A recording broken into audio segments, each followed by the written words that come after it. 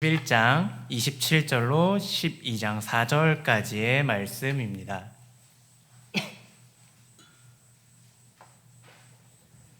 창세기 11장 27절로 12장 4절까지의 말씀, 저와 여러분들이 한 절씩 교독한 뒤에 마지막 절은 합독하도록 하겠습니다.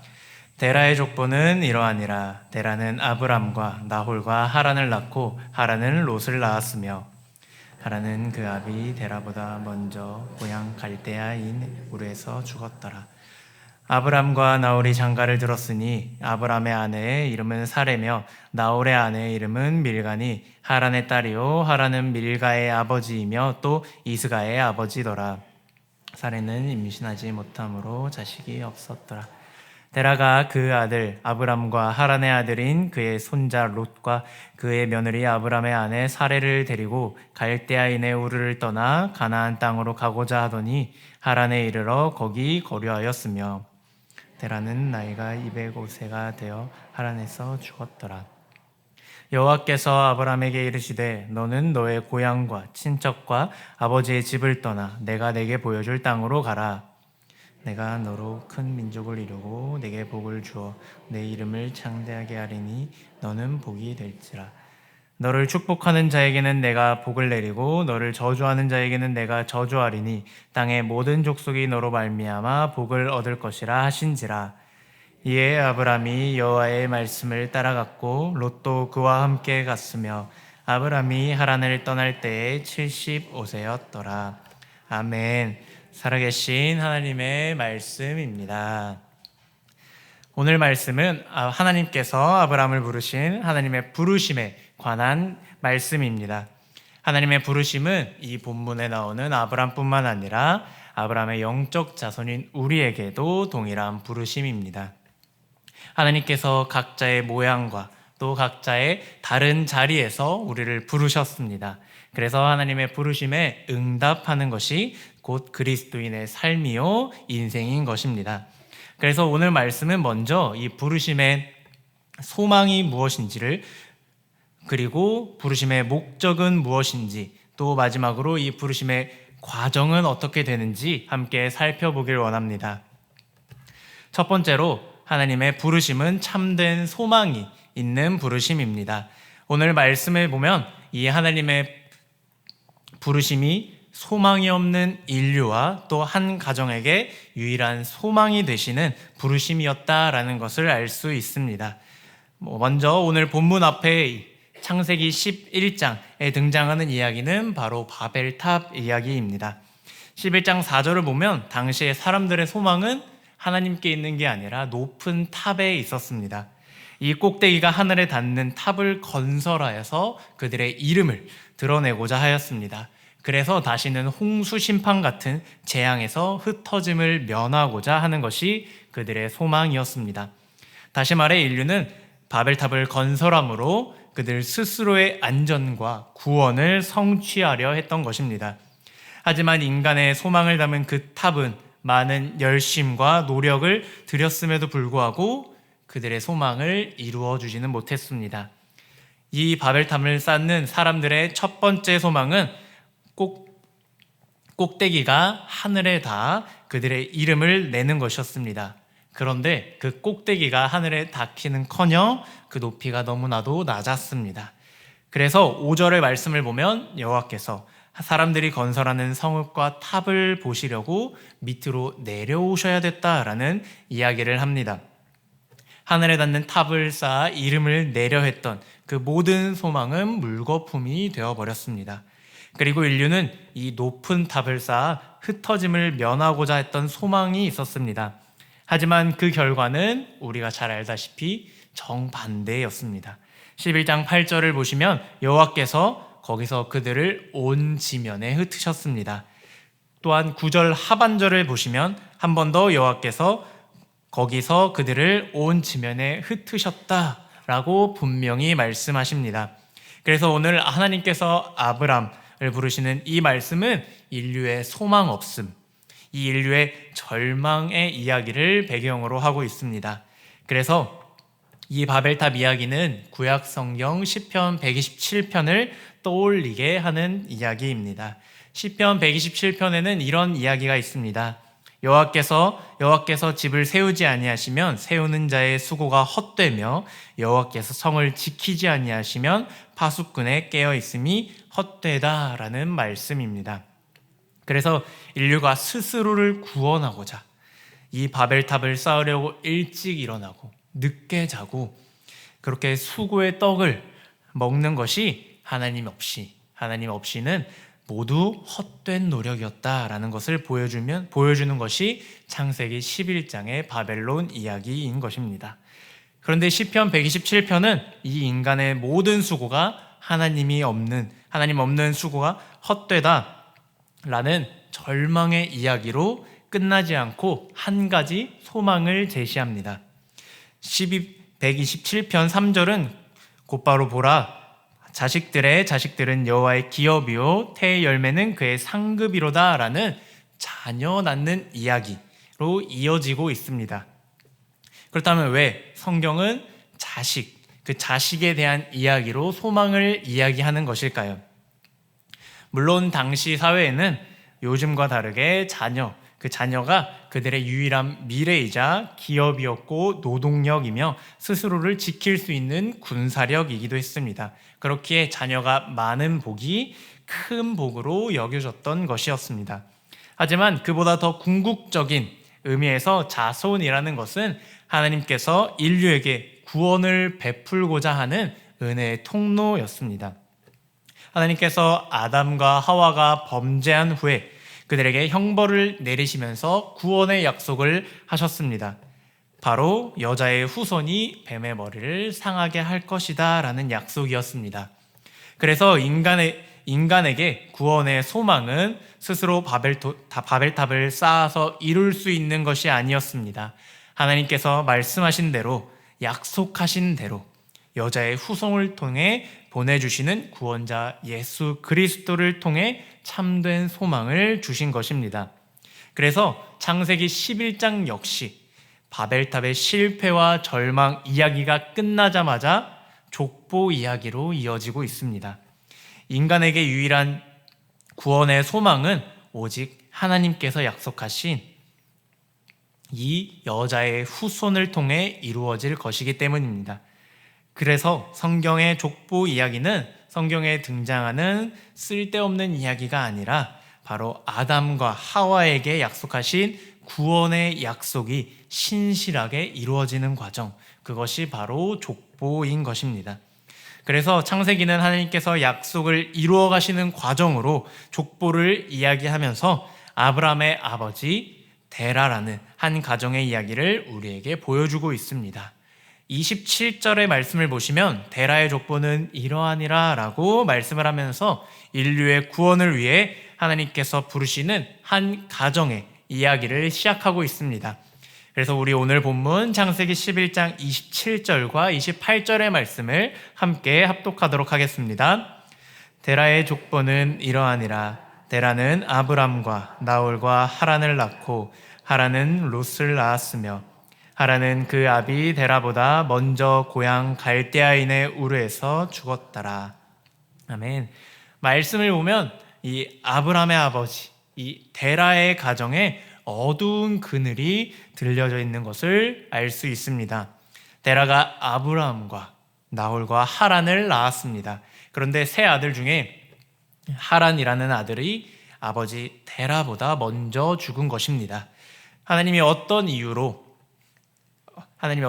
죽였는지는 알 수 없지만 이 데라는 자신의 자식이 아버지보다 먼저 죽는 아픔을 당했습니다.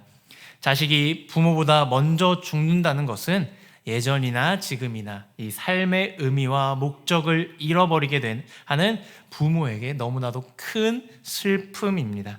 그런데 데라의 족보에 들이우니 어두운 그림자는 그의 자녀 아브라함에게도 있었습니다. 29절을 보시면 아브라함이 사레에게 장가를 들었는데 아브라함의 아내 사레는 임신하지 못함으로 자식이 없었다라고 말씀합니다. 오늘날에는 자발적으로 자녀를 갖지 않는 가정들도 있겠지만 당시에 자녀가 없다라는 것은 곧 미래가 없다, 소망이 없다라는 것을 의미했습니다. 그때에는 자녀가 곧 가문의 기업이며 유산이었기 때문에 가문의 소망과 미래는 곧 자녀와 연결되어 있었습니다. 그런데 아브라함에게 자녀가 없다는 것, 그 가정에 미래도 없고 소망도 없다라는 말과 같았습니다. 그런데 하나님께서 이러한 소망 없는 한 가정에 찾아오셨습니다. 그리고 참된 소망을 주셨습니다. 그 소망은 자식이 없는 아브라함에게 자녀를 한 명 줄 때가 아니었습니다. 12장 2절을 보시면 내가 너로 큰 민족을 이루고 내게 복을 주어 내 이름을 창대하게 하신다라는 소망이 있었습니다. 하나님께서 하시겠다고 하는 이 말씀들은 바벨론, 인류가 그 바벨탑을 쌓으면서 스스로 성취해내겠다라고 다짐했던, 그러다 실패하였던 그런 소망입니다. 인류가 바벨탑을 쌓아서 자신의 이름을 내려 했던 그 소망을 하나님께서는 내가 너의 이름을 창대하게 하겠다 라면서 약속해 주시고 계신 것입니다. 인류가 바벨탑을 쌓아 흩어짐을 면하려 했던 그 소망을 하나님께서는 아브라함에게 너로 큰 민족을 이루겠다라고 약속해 주시는 것입니다. 이 소망들은 하나님께서 말씀하셨으니 반드시 이루어질 소망이었습니다. 장차 하나님께서는 이 소망을 바로 여자의 후손 예수 그리스도를 통해 이루실 것이었습니다. 예수 그리스도께서 흩어진 양들을 하나님의 백성이라는 큰 민족으로 모으실 것입니다. 그리고 죄인된 우리에게 하나님의 자녀라 일컫는 창대한 이름을 우리에게 주실 분으로 오실 것이기 때문입니다. 그러므로 우리에게 참된 소망은 어디에 있겠습니까? 바로 오직 예수 그리스도에게만 있음을 우리가 믿으시길 바랍니다. 여호와께서 집을 세우시고 집을 지키지 않으신다면 우리의 모든 수고와 소망이 헛된 것임을 알고 오직 하나님께만 소망을 두시기를 간절히 소망합니다. 우리 이어서 다 같이 창세기 12장 1절로 2절까지의 말씀을 합독하도록 하겠습니다. 여호와께서 아브라함에게 이르시되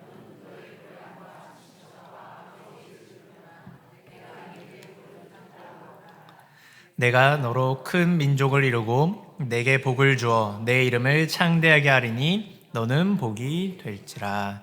아멘. 두 번째로 하나님께서 우리를 부르신 목적은 복이 되기 위해 부르셨다라는 것입니다. 창세기 12장 1절로 2절은 하나님께서 아브라함을 부르시면서 그 부르심의 목적에 대해 분명히 말씀하십니다. 바로 아브라함이 복이 되는 것이었습니다. 단순히 아브라함이 복 받기 위해 부름받은 것이 아니라 복이 되기 위해 부름받았다라고 말씀하고 있습니다. 그러면 복을 받는 것과 복이 되는 것, 무엇이 다른 것일까요? 아브라함을 부르신 목적이 복을 받는 것이었다면 말 그대로 아브라함만 복을 받고 끝났을 것입니다. 그런데 복이 된다라는 것은 아브라함으로 인해 주변이 복을 받는다라는 것을 의미합니다. 그래서 창세기에 보면 아브라함의 자손 중에 복이 되어 살아간 대표적인 사람을 꼽자면 요셉이 있을 것입니다. 요셉은 애굽의 노예로 팔려간 가운데서도 요셉으로 인해 그의 주인 보디발의 집이 복을 받았습니다. 또 감옥에 갔을 때에도 요셉으로 인해 감옥에 있는 많은 사람들이 복을 받았습니다. 또 감옥에서 풀려나 총리가 되었을 때에는 요셉으로 인해 애굽 전체가 복을 받게 되었고 그 기근 가운데서도 요셉의 형들과 부모님과 온 가족이 구원을 얻게 되었습니다. 그러고 나서 하나님께서 이 복이 되는 꿈과 비전을 아브라함의 자손인 이스라엘 백성 전체에게 나타내셨습니다. 그것이 바로 이스라엘 백성 전체가 제사장 나라가 되는 것이었습니다. 제사장은 하나님과 백성들 사이를 연결하는 다리의 역할을 하는 사람입니다. 그런데 이 직분을 이스라엘 백성 전체가 제사장 나라가 되어서 이 하나님의 복을 열방에 전하는 그 역할을 부여받은 것입니다. 그리고 신약에 가서는 예수님께서 우리를 향해 믿는 자는 그 배에서 생수의 강이 흘러 넘치리라 라고 말씀하셨습니다. 그리고 우리를 향해 세상의 빛과 소금이 되라고 말씀하십니다. 우리가 빛과 소금이 되어서 유대와 온 사마리아와 땅 끝까지 이르러 복음을 전하는 복의 통로로서 우리를 부르신 줄을 믿으시길 바랍니다. 그래서 우리를 부르신 목적이 복이 된다라는 것은 우리가 이기적으로 생각하자면 아주 좋은 말씀입니다. 예를 들어 나는 복이 되어 그 복이 되는 부르심에 때로 잘 살아가지 못하지만 내 주위에 내 옆에 있는 누군가가 나보다 더 말씀을 순종해서 복으로 살아가고 있다면 그러면 그 사람 때문에 누가 복을 받습니까? 바로 내가 복을 받는다라는 것으로 생각할 수 있습니다. 바로 그 옆에 있는 내가 복을 받게 되는 것입니다. 그래서 공동체 안에서 복으로 살아가는 사람이 많으면 많을수록 하나님이 주신 복을 더 많이 누리고 더 많이 나누면서 살아갈 수 있는 것입니다. 이렇듯 서로가 서로에게 복이 되는 우리 모든 새순교회 성도님들 되시기를 소망합니다. 제가 얼마 전에 유튜브에서 이 고려대 조벽 교수님이 이야기하시는 영상을 봤는데 그것의 제목은 세계 명문대는 이러한 인재를 원합니다 라는 제목의 영상이었습니다. 그래서 이 조벽 교수님은 이제 세계 명문 대학인 하버드나 프린스턴 대학을 예를 들면서 이야기를 하는데 대표적으로 이 하버드 대학이 원하는 인재상을 한 줄로 요약할 수 있다라고 하셨습니다. 우리 여기 이제 자녀들 혹은 손주들이 이제 이 하버드가 원하는 인재상이 되었으면 하는 분들이 계실 텐데 그 인재상은 무엇이었냐면 어떤 수학 능력이 뛰어난 사람도 아니었고 언어 능력이 뛰어난 사람도 아니었고 어떤 특별한 능력을 가진 천재도 아니었습니다. 하버드 대학의 인재상을 한마디로 정리하자면 바로 기여할 수 있는 사람이었습니다.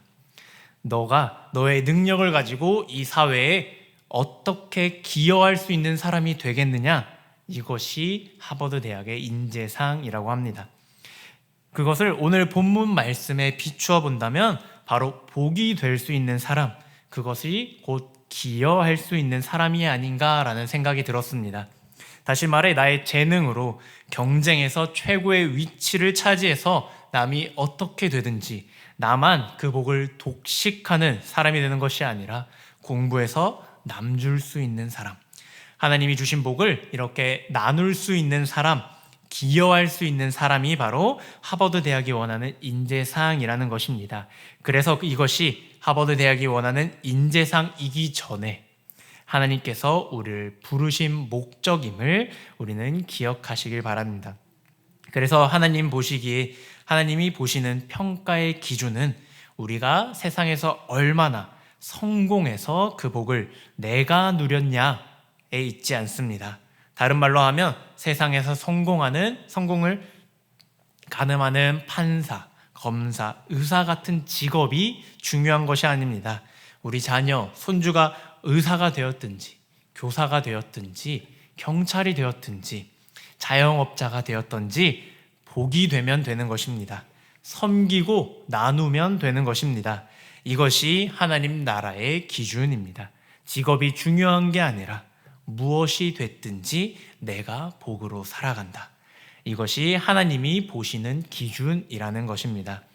그래서 하나님이 보시는 이 기준은 목마른 그 소가 한 명에게 그 물 한 그릇을 떠다 주는 작은 섬김의 일, 복이 되는 일을 가지고 우리를 바라보십니다. 물론 우리의 선한 행위에 따라 구원이 결정되는 것은 아니지만 우리가 하나님 앞에 섰을 때 하나님의 그 부르심대로 복이 되어서 살아가는 사람들을 착하고 충성된 종이라고 칭찬받을 것입니다. 그러나 반대로 내 욕심을 위해서 내 복만을 위해 살아간다면 하나님 앞에서 칭찬받기 어려울 것입니다. 그것이 나의 부르심대로, 나를 부르신 대로 살아간 삶이 아니기 때문입니다. 그러므로 성도님들, 우리의 자녀들, 우리의 손주들을 위해 기도할 때 어떤 직업을 갖기 위해서 기도하는 것보다 더 중요한 것이 있습니다. 바로 하나님의 부르심대로 살아가는 것, 그들이 그렇게 살아가도록 기도하는 것입니다. 그것이 바로 그리스도인으로서의 부르심입니다. 세상에서 복으로 살아가도록 부르신 그 부르심대로 우리의 자녀들이 살아가는 복된 인생이 되기를 기도했으면 좋겠습니다. 그러면 우리가 하나님의 부르심대로, 그 부르심 복대로 살아갈 수 있는 그 힘과 근거는 어디에서 나오는 것일까요? 바로 우리를 부르신 하나님께로부터 나오는 것입니다. 그래서 오늘 본문에는 반복되어서 등장하는 단어 중 하나가 하나님을 가리키는 내가라는 말입니다. 하나님께서 내가 내게 보여줄 땅으로 가라. 내가 너로 큰 민족을 이루고 너를 축복하는 자에게 내가 복을 내린다라고 말씀하십니다. 다시 말해 우리가 복으로 살아갈 수 있는 그 원천은 우리에게 끊임없이 복을 부어주시는 하나님 아버지께서 우리의 복이 되어주시기 때문입니다. 그래서 하나님의 부르심대로 이 복으로 살아가는 사람들은 하나님이 복을 부어주시는 은혜를 경험하게 됩니다. 그저 내가 안전한 그 친척, 아버지의 집에 머무는 것이 아니라 복이 되기 위해 하나님이 보여주신 그 땅으로, 이 세상으로 나아가서 빛과 소금으로 살아가려고 몸부림칠 때 우리를 복으로 부르신 하나님께서 우리를 복되게 하시려고 복을 주시는 줄을 믿으시길 바랍니다. 그러므로 교회 안에서도 이 복의 역할을 감당하는 청지기로 헌신하시길 바랍니다. 가정에서는 믿지 않는 남편, 아내, 자녀를 향해서 내가 복이 되는 아내, 복이 되는 남편, 복이 되는 부모가 되시기를 간절히 소망합니다. 또 세상에 나아가서도 하나님께서 나를 이 자리에 복으로 부르셨음을 알고 섬김을 받으려 하는 것이 아니라 예수님처럼 섬기기 위해 살아가시길 바랍니다. 그래서 내가 복이 되어 살아가고자 할 때 하나님께서 부어주시는 특별한 복과 은혜를 경험하시기를 간절히 소망합니다. 우리 다 같이 창세기 12장 4절로 5절까지의 말씀을 함께 합독하도록 하겠습니다. 이에 아브람이 여호와의 말씀을 따라갔고 롯도 그와 함께 갔으며 아브람이 하란을 떠날 때에 75세였더라. 아브람이 그의 아내 사레와 조카 롯과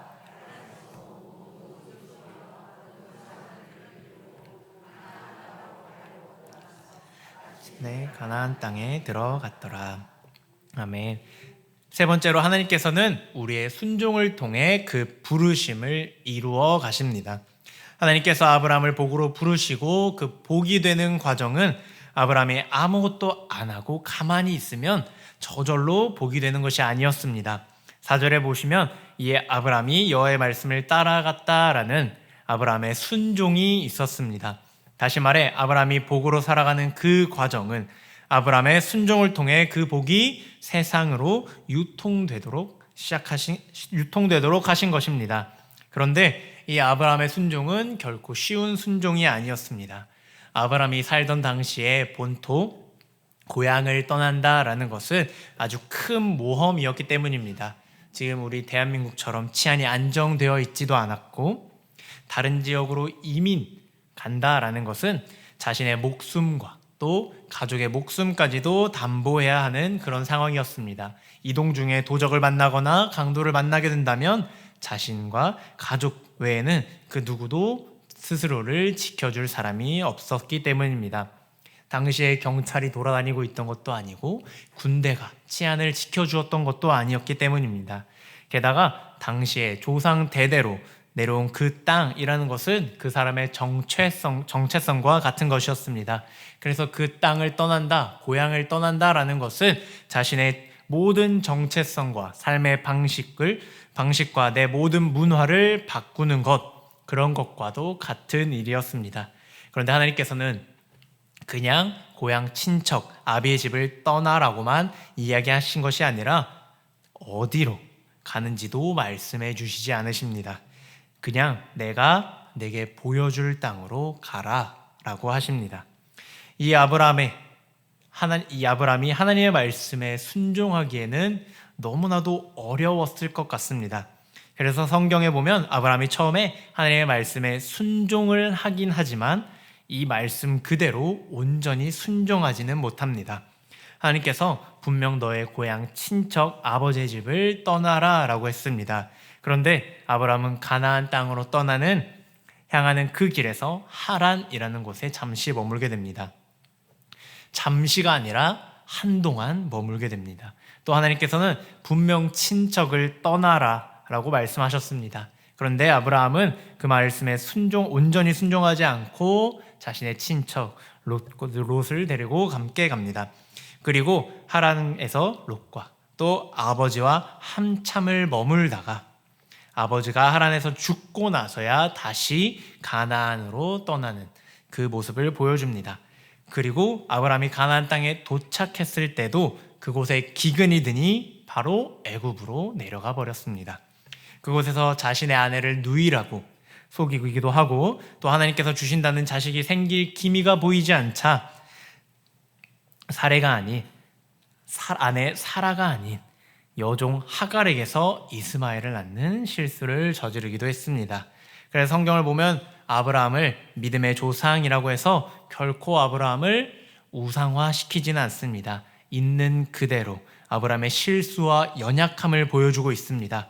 그러나 하나님께서는 그럼에도 불구하고 이 아브라함의 불완전한 순종과 실패까지도 끌어안으셔서 아브라함을 믿음의 조상으로 만드십니다. 이 기근을 들어서 애굽으로 내려갔고 또 자신의 아내를 누이라고 속이는 이 연약한 아브라함의 믿음을 하나님께서는 장차 모리아산에서 100세 얻은 그 아들 이삭을 드리는 믿음으로 완성시키는 분이 바로 우리 하나님이십니다.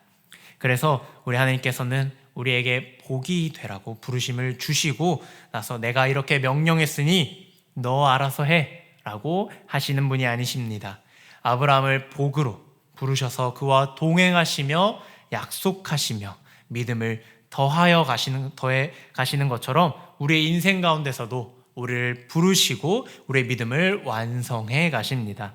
그래서 복이 되라는 부르심대로 산다는 것은 하나님께서 우리를 다루시는 많은 과정과 많은 시간이 필요한 일이기도 합니다. 그래서 우리는 복이 된 것으로 부름받음에도 불구하고 그 부르심에 합당하게 살아가지 못하는 나를 볼 때, 또 다른 그리스도인들을 볼 때 우리는 때로 실망할 때가 있습니다.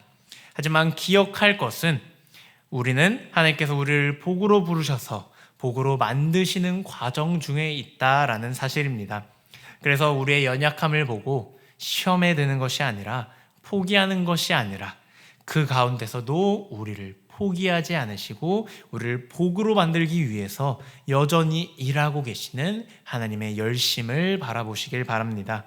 하나님의 부르심은 후회하심이 없는 부르심이기 때문에 우리를 복으로 부르신 하나님께서 우리를 복이 되도록 일하시고 붙드실 것입니다. 그러므로 하나님의 그 부르심 앞에 내가 연약할수록 내가 연약한 만큼 내가 하나님의 은혜가 더 필요한 사람이구나 라는 것을 깨달으시길 바랍니다. 그래서 우리를 은혜로 부르신 하나님의 은혜를 더 구하시길 바랍니다.